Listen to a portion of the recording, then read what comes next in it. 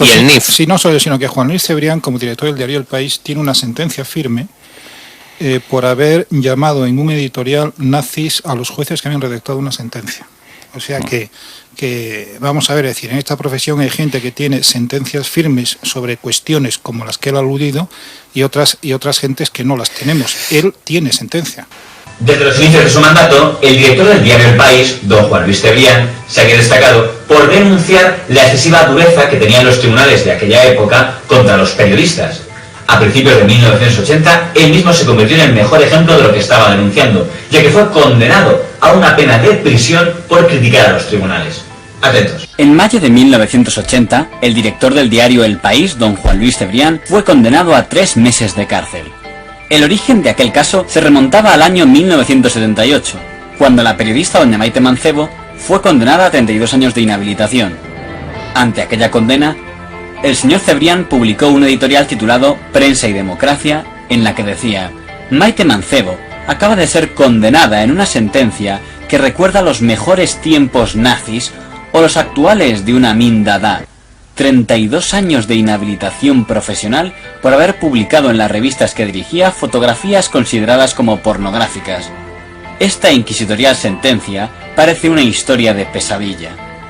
El hecho de que el señor Cebrián comparara a los magistrados con nazis o con el brutal dictador de Uganda, Idi Amin, llevó a la Fiscalía a considerarlo una injuria. Por lo que la Audiencia Provincial de Madrid le condenó a una multa de 5.000 pesetas y posteriormente el Tribunal Supremo subió la pena a 50.000 pesetas de multa y 3 meses de cárcel.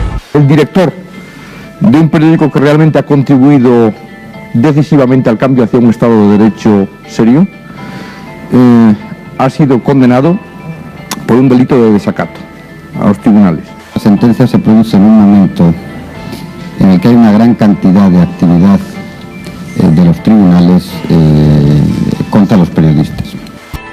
El señor Cebrián no pasó por la cárcel al no tener antecedentes, pero no dejó de ser un caso polémico por tratarse del director del periódico más leído de España. Al contrario que en el proceso al señor Aguilar, en este caso, los responsables de la editorial le apoyaron en todo momento.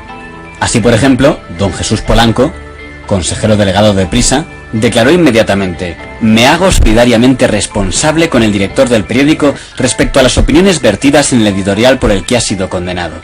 Es de destacar el artículo que ante la sentencia contra Cebrián escribió el periodista de Diario 16, don José Luis Gutiérrez, que decía: primero ha sido Miguel Ángel Aguilar y ahora Cebrián.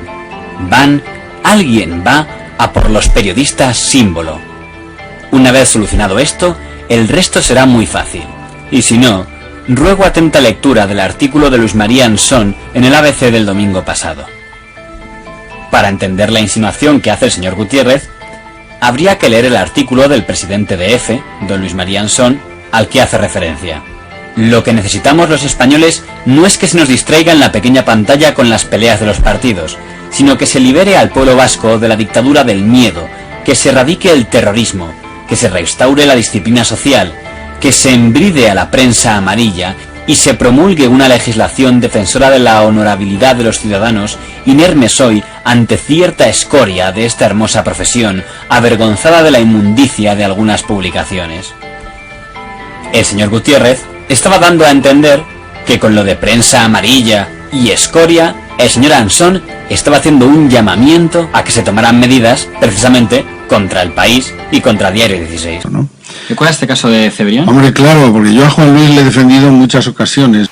Yo no sé si él se ha comportado con la misma generosidad conmigo que yo con él, pero bueno, es igual. Oye, tampoco la hora de las conductas personales cada uno haya con su conciencia, ¿no? Una abusiva actividad judicial contra los periodistas podía ser también un límite a la libertad de expresión.